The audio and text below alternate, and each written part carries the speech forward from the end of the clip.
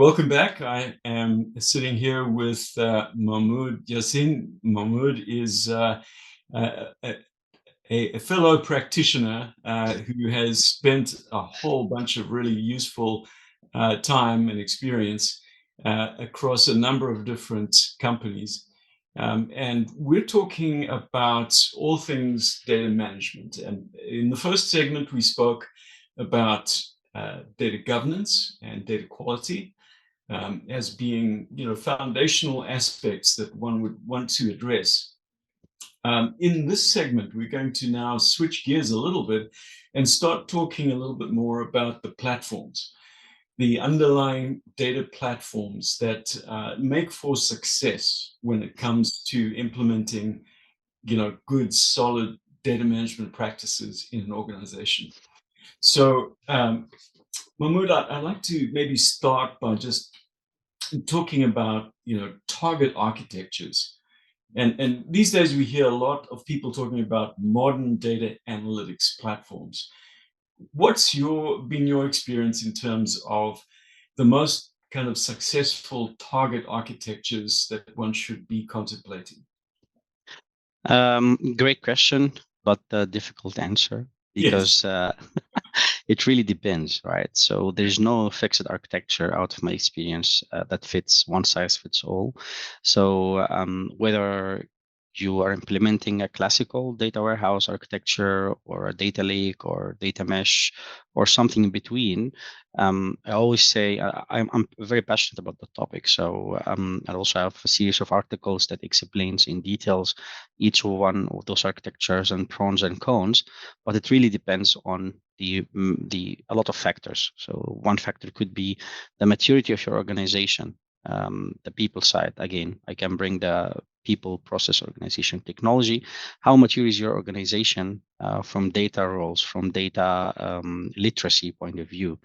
For example, how big is your data? That's a significant factor. How fast you want your analytics? Is it okay to be offline, like tomorrow, or to be prepared tomorrow? Data of today can be prepared or shown tomorrow, or you have a mission critical data that need to be, streamlined on a real time. How complex is your business intelligence needs? Do you have needs for, of course, everyone now needs AI, but do you really need it or not? Not just by saying I'm using AI. A lot of factors. Maybe what's your platform strategy? Do you have an on-prem strategy, or are you willing to go to the cloud, or you want to build something in between, like a hybrid model? All these factors can really, really, really affect the target architecture. The one that I'm really or recently worked out with me, it was in my previous company, and we built something in between, let's say, data mesh architecture and data lake architecture. So basically, what we've done there is we didn't fully decentralize the data through data products. We did something a little bit different. So we still adapted, let's say, that you have developed the data as a product thinking. So whenever you have a piece of data, you can register it. Ownership is known, elements are known. If someone wants to get access to the data, there's no way that they get access to it without your approval, for example, as a data owner or as a data producer. So you also guard by design the process of getting access, so you avoid the situation from the previous segment where no one knew who's reporting on that or who's using this report. So this is like governance by design. And then what you can do is you also, on the consumption side, add certain controls, maybe introduce something like data contracts. Asking why do you need the data? We don't often ask why. We always say, oh, I need that data, but why? For how long? What's the severity of that data that you need? Do you need it for consistently, or do you need it for a specific period? Starting asking this question can shape your architecture. And of course, there are, like, from a platform point of view, there's tons of considerations that we need an hour or so to go through them. I only can point out a few of them, like, okay, what's your data sources? How you're going to store the data? Is it a transactional database and NoSQL? Do you have an APIs that you need to invoke or play with? Data integration, ingestions from ETL tooling to streaming tooling. data storage point of view, of course, data processing and transformations. Again, certain limitations can come based on certain, let's say, considerations. Like if you're working on-prem or on the cloud, you have endless services that you can choose from that can make your life easier. But if you are on-prem, then you are bounded by certain stuff. So you cannot use, I don't know, a fancy machine learning service from Azure or from AWS just because you're sitting on-prem. So you have to build those models yourself. So this is also something to be considered. And I want to emphasize on the metadata side of your architecture, because that could be really key in successful implementation of your data architecture. But I think we're gonna see that also in segment 3 in a way. Yes. Sorry, this is a long answer, but it's really a big topic.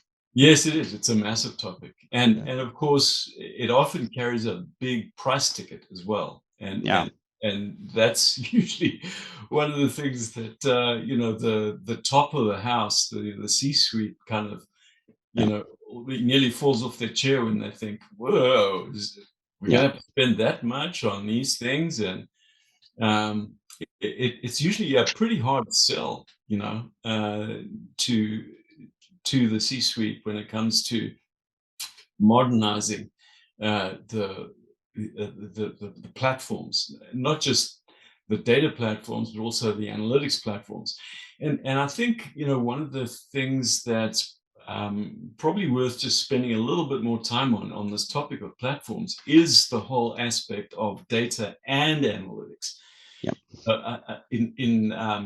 I'm sure you've seen it as well, but I've seen so many situations where vendors have very strong marketing messages, and sometimes they don't give the full picture. They kind of bend the perception of the people that are listening to just focus on specifically what they can deliver, and Yeah. they sell it as being the Ultimate. panacea. This is going to sort everything out for you. Yeah.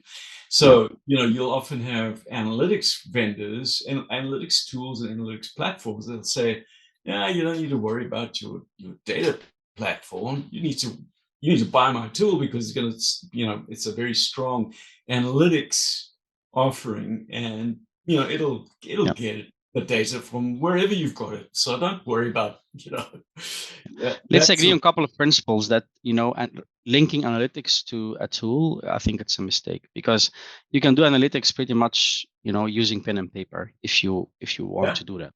yeah. Excel can be a great tool for analytics as well. You don't have to have the fancy, let's say, I don't know, new services on all the without mentioning any of them.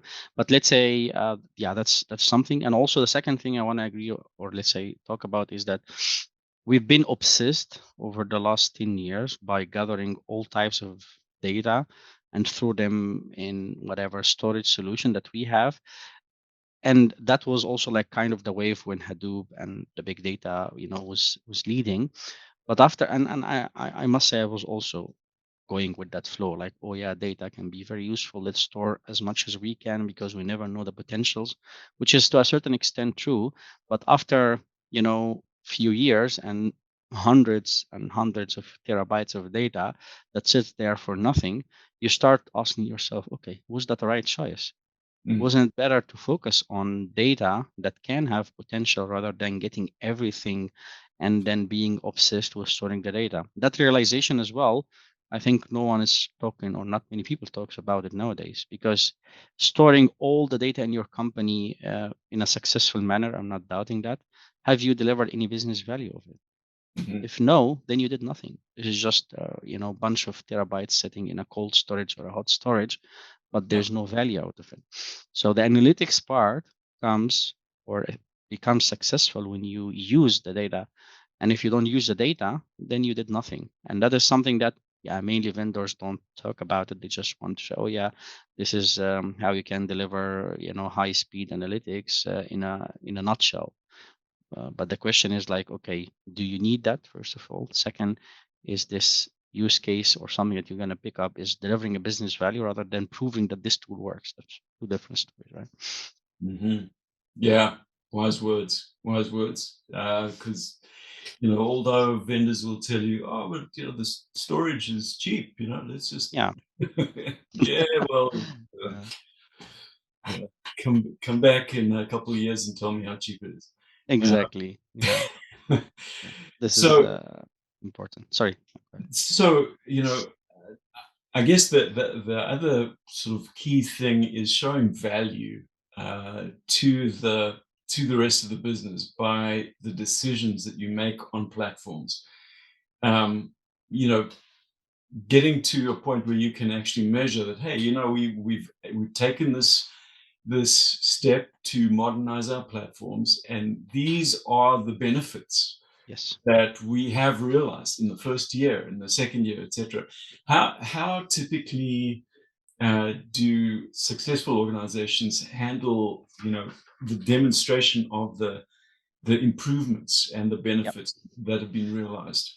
Yeah, I think it's a critical also way to get also the C level and C suite also important as well in funding such expensive, let's say, initiatives, right?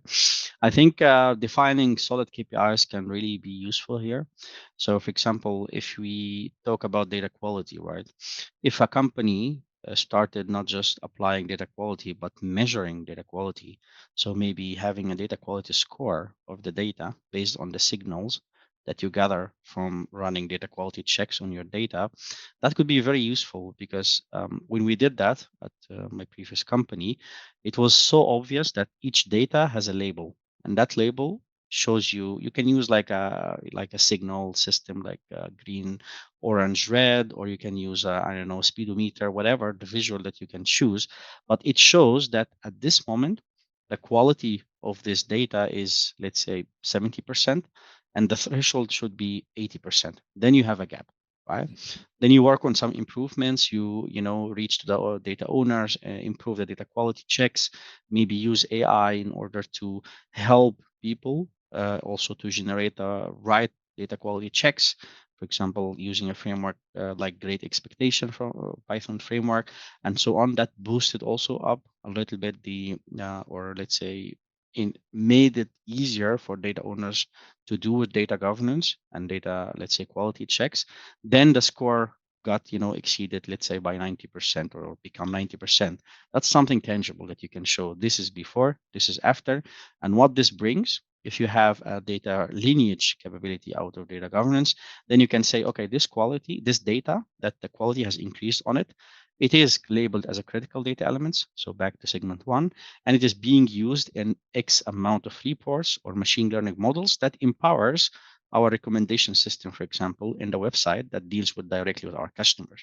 So this is the effect. So I have indirectly improved the customer experience. I have, let's say, better analytics, better search results by just investing in a quality of critical data set or critical data element. That is something that worked out very well, and I really recommend thinking of that. There's of course other KPIs that you can define, but this one was quite an easy sell because there's a before, there's an after, and then you can show the value of the investment that you are doing here. Hmm. Yeah, great example. Great example. And again, just really underscores the importance of measuring, Yeah. and feeding it back to the rest of the organization. Hey, this is the benefits that we've already got out of this.